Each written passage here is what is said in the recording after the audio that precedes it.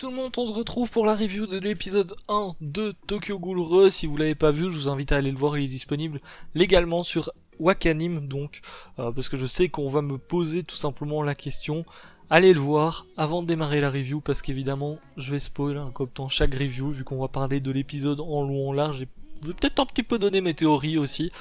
Bon, on démarre l'épisode. Alors avant d'en parler vraiment, je tiens simplement à parler un petit peu du premier opening du coup et du générique de fin que l'on a, parce que bon, l'air de rien ça fait partie d'un animé et je trouve ça assez important d'avoir d'avoir un bon opening et un bon générique de fin, quoi, comme d'hab.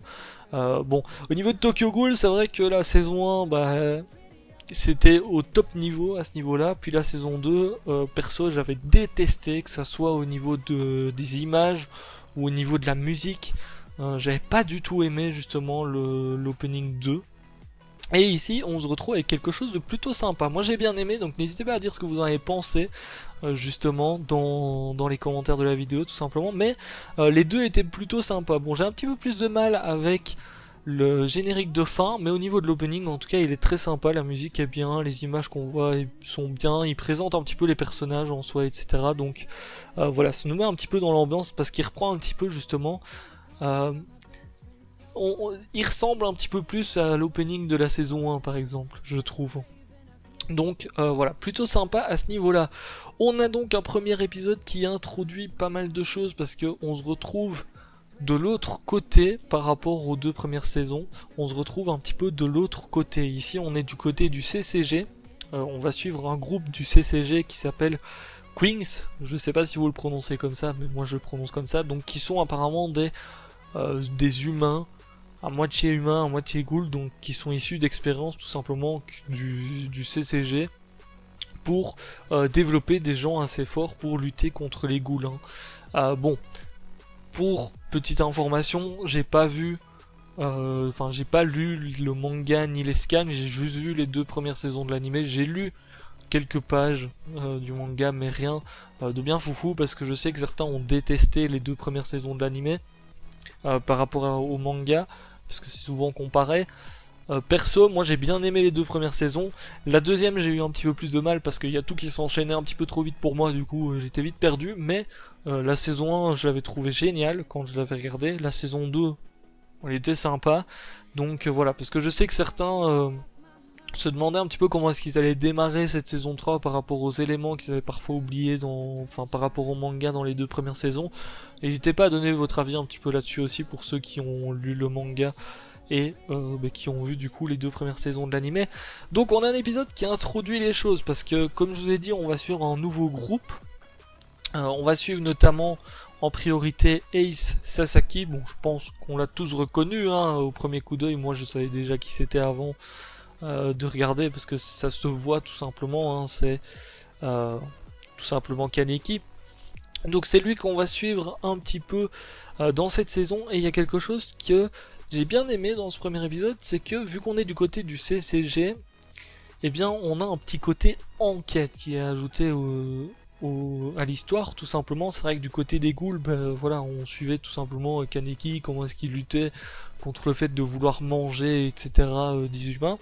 Ici, on a un petit côté enquête qui est instauré, et je trouve ça bien, parce que c'est rafraîchissant par rapport aux deux premières saisons, tout simplement, d'avoir un petit côté comme ça. Moi j'aime bien ce petit truc d'énigme, etc. Donc voilà, c'est un point assez positif, je trouve. Je sais pas si ça va être comme ça pendant toute la saison, mais en tout cas sur ce premier épisode, j'ai bien aimé ce côté enquête, justement. Alors au niveau du groupe des Queens, du coup, eh bien ils sont 5 actuellement. Mais on voit que c'est pas forcément super chouette dans le groupe, parce qu'ils se disputent assez facilement. Ils veulent surtout se la jouer solo. C'est ce que j'ai remarqué, la plupart veulent se la jouer solo, parce qu'on en a un qui veut être au gradé, il y en a un, il est limite là juste pour s'amuser, etc. Donc ça se voit que leur groupe, ils sont pas en bon terme, quoi. Enfin si, ils sont en bon terme, mais voilà, ils ont un petit peu du mal à se faire confiance et tout. Ça se voit que si en plein combat, il y en a un qui prend une initiative, comme quoi il veut faire le combat solo, il va s'écouter lui, quoi. Il va pas penser au groupe. Enfin, du moins, c'est ce que j'ai ressenti. Alors du coup, L'épisode est basé tout simplement sur la recherche de Torso, qui est apparemment une goule qui tue des femmes et qui notamment bouffe leur torse, leur tronc comme ils disent. Donc voilà, ils sont tous à la recherche de cette femme, et on a aussi eu un petit peu le côté goule quand même, parce qu'ils recherchent aussi, les ghouls recherchent aussi justement Torso. C'est ça qui m'a assez...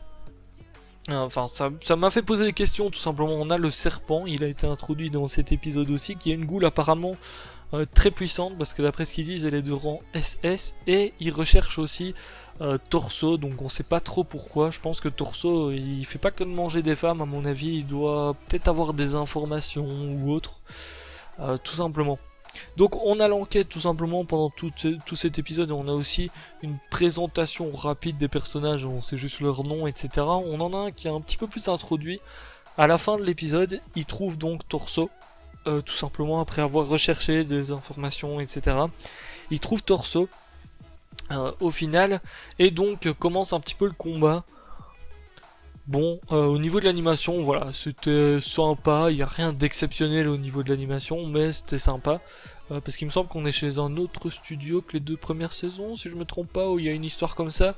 J'ai peur de me tromper, mais je crois que c'est ça. En tout cas, c'était assez sympa. Bon, apparemment, ils osent quand même mettre du sang, donc ça c'est bien, parce que les animés en 2018, ils ont plus beaucoup de sang. Hein. La plupart du temps, ils évitent justement de mettre du sang pour pas choquer les plus jeunes. Et c'est vrai que Tokyo Ghoul sans sang, bah, c'est plus vraiment Tokyo Ghoul.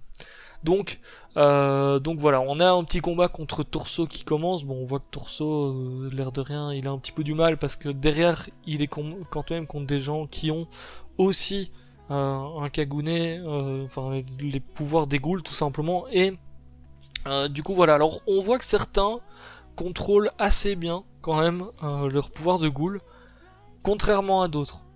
Alors il y a un truc aussi, c'est que au niveau de ce groupe de ce nouveau groupe, j'ai l'impression qu'ils ont tous un point commun, tout simplement, c'est d'avoir vécu quelque chose avec les ghouls.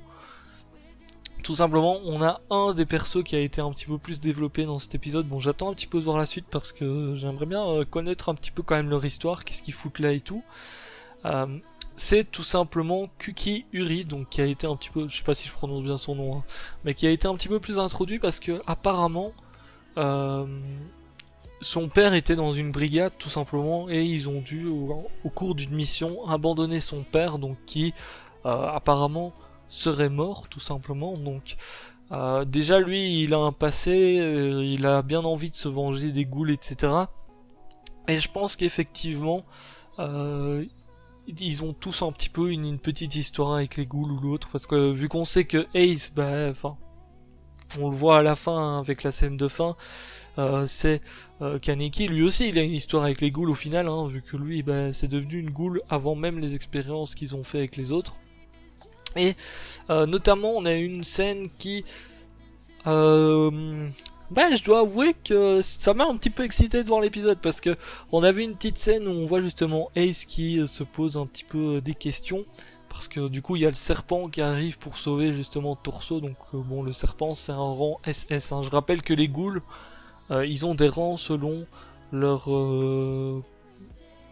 puissance, on va dire. Donc rang SS c'est je crois le plus haut, je sais pas si y a un rang au dessus, mais ça doit être un des plus hauts. Donc c'est le serpent, on sait pas trop c'est qui, je sais pas c'est qui d'ailleurs, j'ai essayé de deviner parce que je me suis dit qu'on l'avait peut-être déjà vu dans la saison 1 de Tokyo Ghoul, mais ça me dit rien du tout. Enfin dans les 2 premières saisons plutôt, mais ça me dit rien du tout.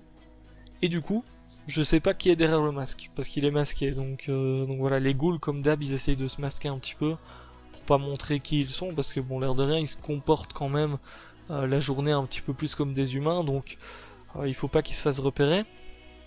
Et donc on a un petit affrontement qui commence justement entre tout le groupe des Queens et ce serpent là, mais on se rend vite compte que effectivement il est bien puissant, parce qu'il arrive à mettre un petit peu tout le monde à terre, et notamment Kuki. Donc on apprend un petit peu son passé grâce à cela, parce que apparemment ils ont des pouvoirs effectivement de ghoul, mais ça a l'air assez limité de ce qu'on voit, dans le sens où il n'utilise pas beaucoup son Kagune, et puis au final à un moment donné il peut plus l'utiliser parce qu'il a plus d'énergie tout simplement, et donc il commence à se bouffer son bras à lui, son propre bras.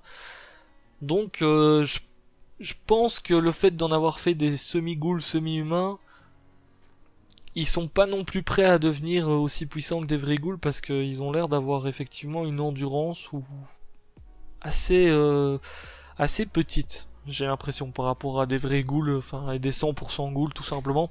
Ça par contre c'est un côté que pour Kaneki, quand on suivait Kaneki dans les 2 premières saisons, il n'avait pas ce souci d'être à court d'énergie aussi vite. Donc je sais pas trop si c'est le fait qu'ils aient été créés différemment, on va dire. On verra bien. Et donc on a une petite scène à la fin où on voit justement Ace qui a eh bien son passé, on va dire, refait surface parce qu'on voit tout simplement quand il était encore Kaneki, on le voit dans la pièce justement en fin de saison 1 quand il était contre Jason, on le voit avec ses cheveux blancs, encore tout blancs, etc. Et effectivement qui lui dit enfin son passé, on va dire ça comme ça, je sais pas trop comment est-ce que vous voulez l'appeler, mais qui lui dit comme ça, sans moi tu peux pas le battre tout simplement, t'es pas assez fort, etc. Accepte-moi. Ça m'a fait penser d'ailleurs aux derniers épisodes au final de la saison 1 quand Kaneki essaye justement de se contrôler au final et puis c'est Liz qui arrive et qui lui dit comme ça, ouais accepte-moi sinon t'y arriveras pas, enfin et tout. Ça m'a fait penser un petit peu à ça au final. Donc j'ai bien envie de voir comment ça va se passer parce qu'au final, pour le moment, Sasaki, il est du côté justement du CCG, mais s'il y a son passé qui essaye de qui essaye de refaire surface et tout, est-ce que à un moment il débloquerait pas justement et il attaquerait pas ses alliés et tout, il deviendrait incontrôlable en soi. Donc on verra bien ça dans le prochain épisode. En tout cas, premier épisode assez sympa, j'ai bien aimé personnellement, n'hésitez pas à dire ce que vous en avez pensé un petit peu dans les commentaires. Il y a pas mal de questions du coup qui se soulèvent, on verra bien un petit peu comment est-ce que ça se développe parce que bon, c'est vrai qu'on peut pas trop tirer des conclusions très très rapidement tout simplement, vu ce qui se passe. Et du coup, eh bien, c'est là-dessus qu'on va se laisser pour cette review, j'ai rien d'autre à ajouter. On verra bien ce qui se passe dans le prochain épisode, on a l'affrontement qui continuera du coup, et puis on va voir surtout un petit peu le dénouement de tout ça. J'espère qu'on en apprendra un petit peu plus sur Torso, parce que comme je vous l'ai dit, il m'a l'air chelou. À mon avis, lui, il doit avoir des infos ou quelque chose de particulier. Bon, en tout cas, je vous laisse là, je vous dis à très très bientôt pour une prochaine vidéo. N'hésitez pas à noter l'épisode dans les commentaires pour ceux qui l'ont vu. Je rappelle que c'est dispo sur Wakanim. Allez, ciao, bye bye. Can you feel it? I see it in your eyes. I can smell